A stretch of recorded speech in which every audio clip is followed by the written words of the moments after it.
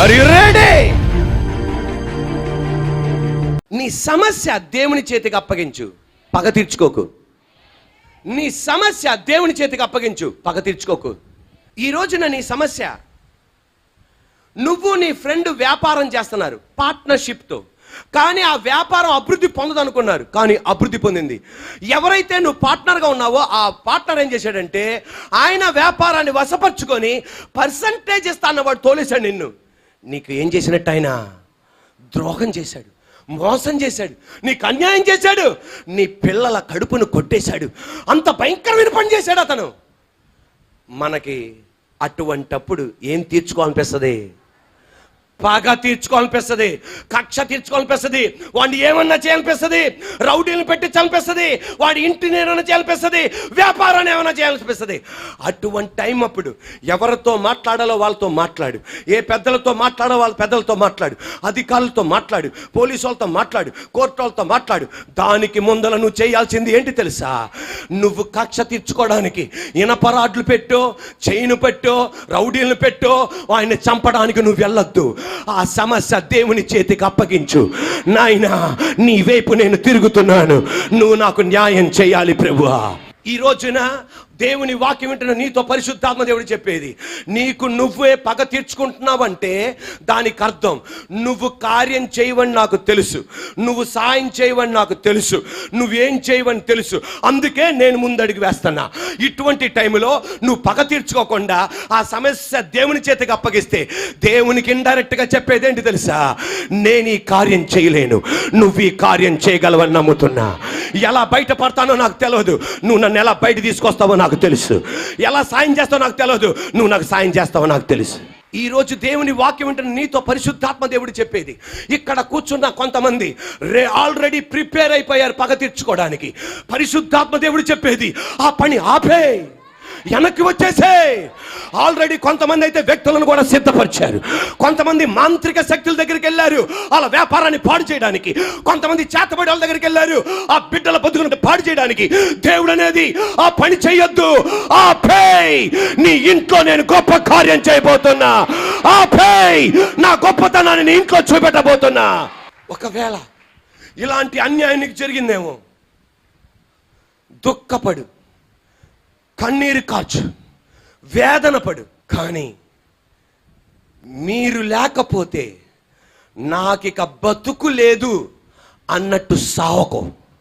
నీ గుండెల్లో ఒక ధైర్యం ఉండాలి, ఈ దిక్కు ముయ్యబడిన నాకొక దిక్కు తెరిచే దేవుడున్నాడు, ఈ ద్వారం ముయ్యబడిన వేరొక ద్వారం తెరిచే దేవుడు నాకున్నాడు. ఈ వ్యాపారాన్ని మూసేసిన నీ కళ్ళ ఎదుట ఇదే విజయవాడ పట్టణంలో ఇంకొక వ్యాపార సంస్థను నా దేవుడు తెరవగలడు. ఈ రోజు నేను ఈ మాట చెప్తుండగా కొంతమంది హృదయంలో విమర్శనాత్మకంగా వింటున్నారు. ఏమన్నా తెలుసా? ఎక్కడున్నాయి డబ్బులు, ఎక్కడిచ్చేవాడున్నాడు? Fear not. నీ కళ్ళతో నువ్వు చూడబోతున్నా, అది నా పని. Praise the lord. నేను చెల్లిస్తా, హల్లెలూయా. నేను తిరిగి చెల్లిస్తా, హల్లెలూయా. ఈ రోజున ఉద్యోగ విషయంలో ఉండొచ్చు, మరి ఏ విషయంలో అయినా ఉండొచ్చు, ఏదన్నా ముయ్యబడుతున్నట్టు నీకు అనిపిస్తుందా? ఏడుపు వస్తుంది. ఎందుకంటే ఆ వ్యాపారమే నీ బిడ్డలను పోషించింది, యేసయ్య ఉన్నాడు, ఆ ఉద్యోగమే నీ బిడ్డలను పోషించింది, అదే వాటి నిన్ను పోషించింది. కానీ అవి ముయ్యబడుతున్నాయా? ఏడువు, దుఃఖపడు, చచ్చిపోకు. ఆమేనండి, చచ్చిపోకు. నీ గుండెలో ఒక ధైర్యం ఉండాలి, వేరొక తలుపు తెరిచే దేవుడు నాకున్నాడు, వేరొక మార్గం తెరిచే దేవుడు నాకున్నాడు. ఈ మార్గము కాకపోతే ఇంకొక పద్ధతిలో సాయం చేసే దేవుడు ఉన్నాడు. నీ కంటితో నువ్వు చూడబోతున్నావు, నీ నోటితో చెప్పబోతున్నావు, ఇలా సాయం చేస్తాడని నాకు తెలవదండి అని. దేవుడు అంటున్నాడు, ఇంకొకల కింద కాదు, వారి పైన నా దేవుడు ఉంచబోతున్నాడు.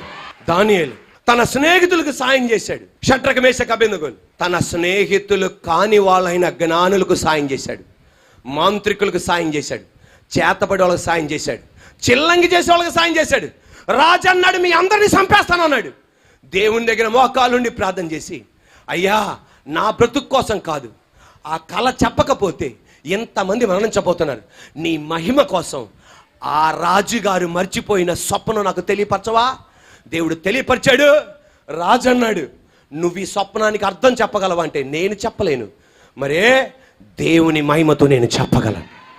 దేవునికి మహిమ చెల్లించి అర్థం చెప్పి షడ్రక్, మేషక్, అబేద్నెగోలను కాపాడాడు.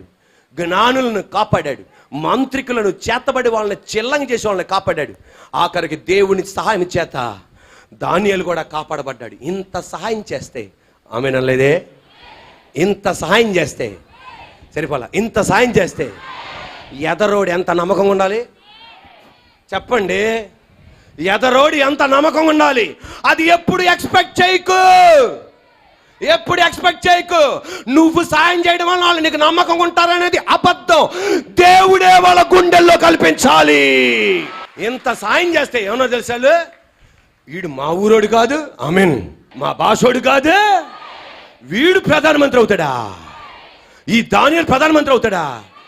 చంపడానికి ప్రయత్నం చేశారు, సింహపు గృహలో పడేయడానికి మొత్తం చేశారు.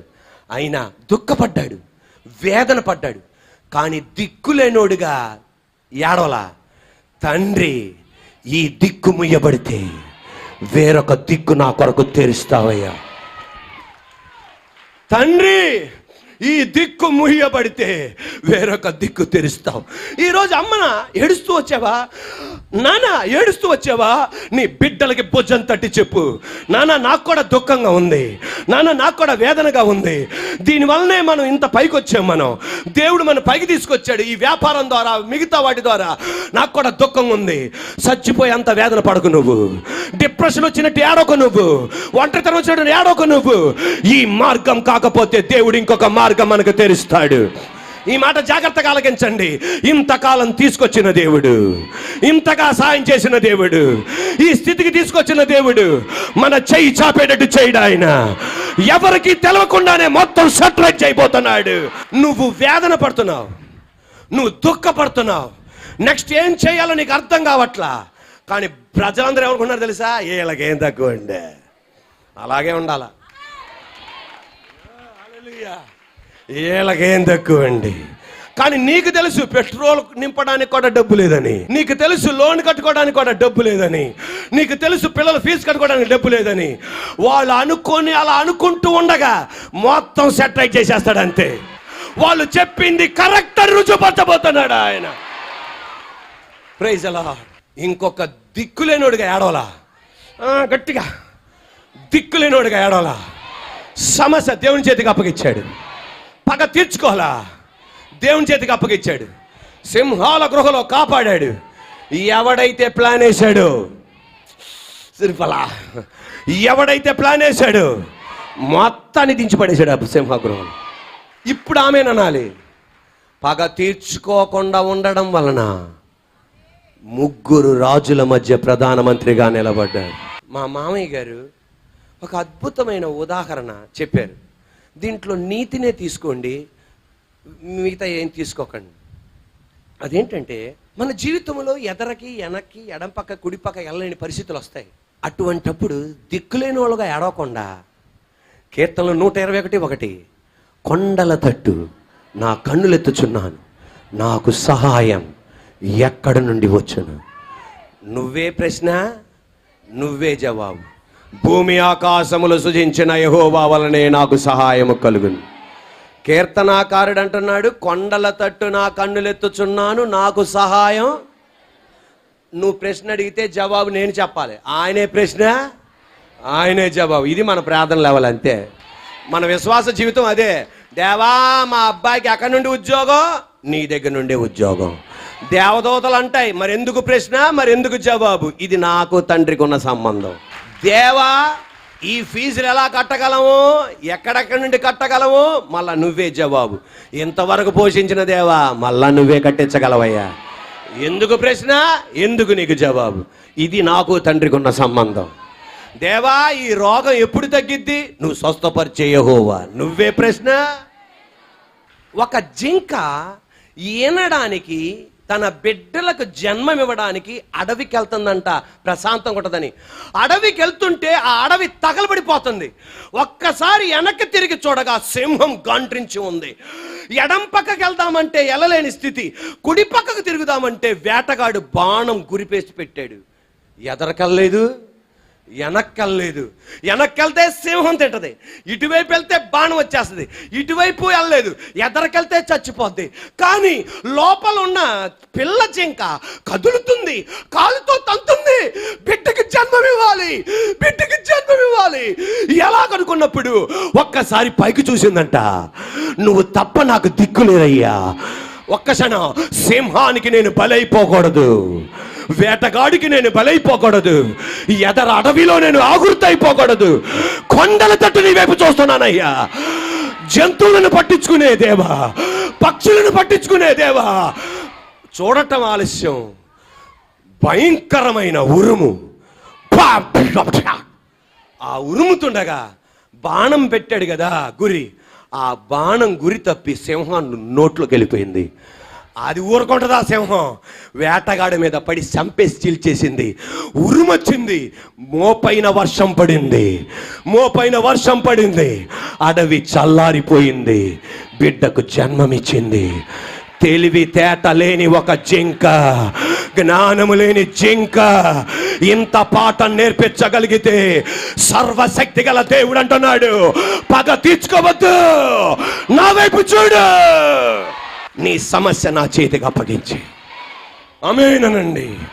మీ అబ్బాయి సమస్య నా చేతికి అప్పగించే, మీ అమ్మాయి సమస్య నా చేతికి అప్పగించే, పరిచర్య సమస్య నా చేతికి అప్పగించే, అపవిత్రంగా ఎవరుంటున్నారో నా చేతికి అప్పగించే, నేను చూసుకుంటా మొత్తం. హల్లెలూయా. నా చేతికి అప్పగించి నేను చూస్తా. Are you ready? ఈ రోజున అన్ని మార్గాలు ముయ్యబడినయా? దిక్కు లేని వాళ్ళలాగా ఏడవకో, మనకు దిక్కుంది.